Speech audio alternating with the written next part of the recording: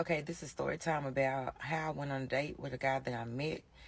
He left me downtown. Pay attention to the red flags, ladies. Okay, so I was out at a club one night with my friend, and I walked by this guy, and he grabbed me, and it was like a jerk, like he jerked me. And normally when people do that, I get an attitude or whatever, but I was like, okay, I'll be cool. I think we was drinking Don Julio or something. So it kind of had me relaxed because normally I'd be on 10. So we exchanged numbers or whatever. And the next day he took me on a date to 3 different places, 3 different nice places. And I was like, oh, he cool. So I think we hung out a couple of times after that. So I was calling him one day. He was out of town. He was in Houston. And I FaceTimed him. He wasn't answering something. He finally answered. I FaceTimed him, and I saw red and blue lights behind him and one hand up. So I'm like, what's going on? The phone just hung up. So he texts me, he's like, the police got me. I'll call you back. So, y'all, why I didn't hear back from this man? I was calling to find and heard back from him. So I think a month had passed. I'm like, something ain't right about something. So a month passed, and I get to searching because I knew his name. I get to looking his name up. Lo and behold, he's in jail. He was in Houston. So I'm like, okay, oh Lord, here we go.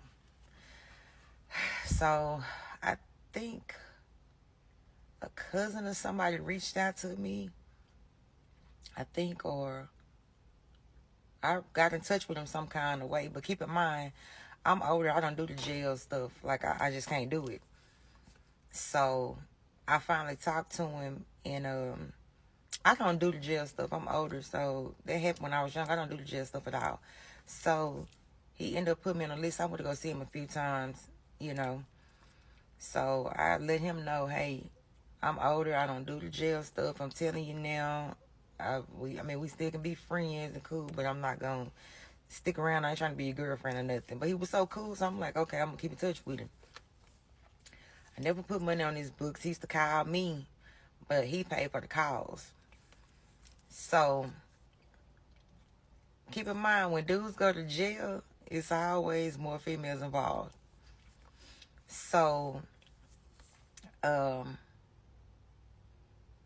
we talked. I think a year had passed. He called me. I think it was about a year, I believe. Or close to a year, he called me. So I would accept the calls, talk to him. So it was coming time for him to get out. Yeah, why this man get out? He acting funny. He blowing me off. That's why, like I said, I don't do the jail stuff because there's always more than one female involved. It's like a competition, and I ain't in no competition. So he get out. He come see me because I guess I was like, we're gonna pick up where we left off. So he come see me or whatever, and we hang out. And I'm like, something off. I just felt it. I'm like, something off. He just too itchy. Like, I was like, okay, I'm kind of bad back. I understand you just got out. You taking care of business. He was a businessman. I said, I'm kind of bad back. Okay. So finally, he hit me up and he's like, let's go on a date. So he found a spot. And we go to the first place, and I think it was closed or something.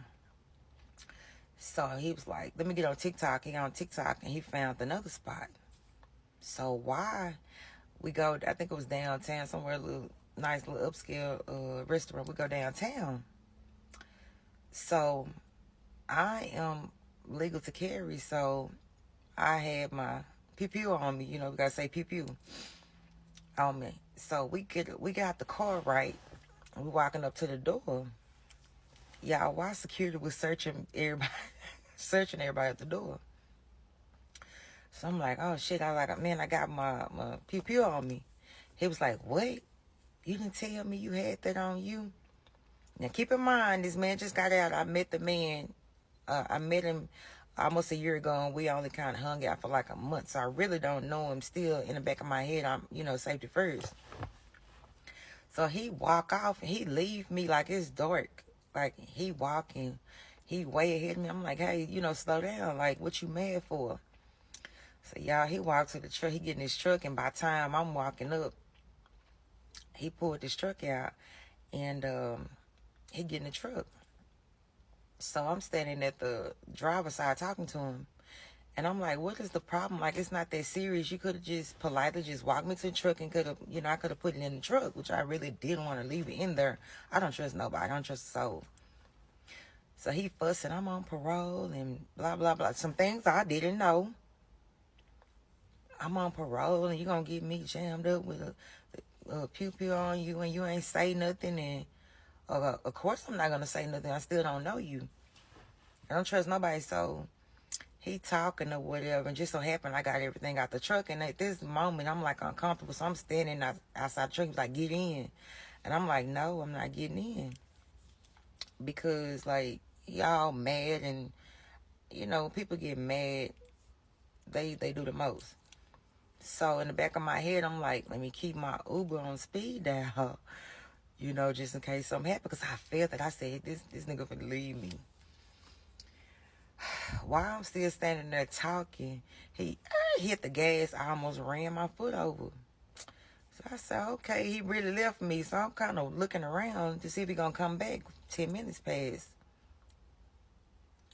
He ain't came back. And just before that, I forgot he shared his location with me, let me know he was on his way to come get me. So I remember, I think it hadn't expired yet, because remember, we had just got there. So the location was picking up and he was gone away.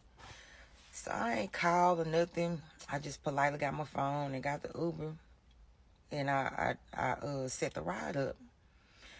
And a few minutes later, I thought about it. And I was like, oh, let me call the other dude that I talked to. I was like, let me call him to come get me. Because this Uber going to take too long. Well, I'm ready to go. It was kind of cool outside, I think. So I called him. I lied to him and told him that I had to go do something about a movie, and they was checking for pew-pews, and I rode the Uber there, so I couldn't take it in. I couldn't leave it nowhere. So I called him. I look up, he come pick me up.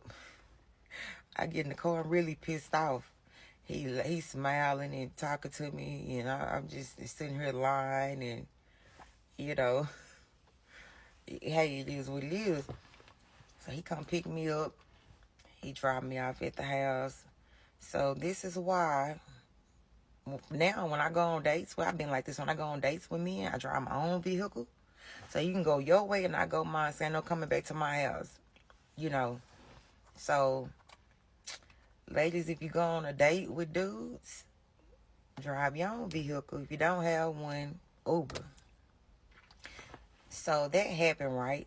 So I think like a month passed. He hit me up. Hey, what you doing? I miss you. Ain't nothing. Ain't nothing at all. I don't talk to him. He hit me up again. Hey, what you doing? I miss you. Can I take you on a date? I got the screenshots of the messages in my phone. Can I take you on a date? No. I would be a fool to get in the car with you again. So he steadily keep hitting me up every month. Can I take you on a date? No. So my birthday come. He say, oh, how was your birthday? Did you enjoy your birthday? Can I take you on a date? No. I don't care. I'm not done. I'm not done by a man. If you do something to me once, that's that. It ain't no going back.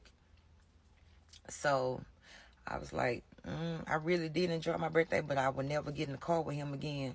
It's a no-go. Never, ever, ever again. So anyway, he blew it. I'm telling y'all this story to say, ladies, y'all be safe. Keep a spur and a purr. Well, one man won't do it, the other one will.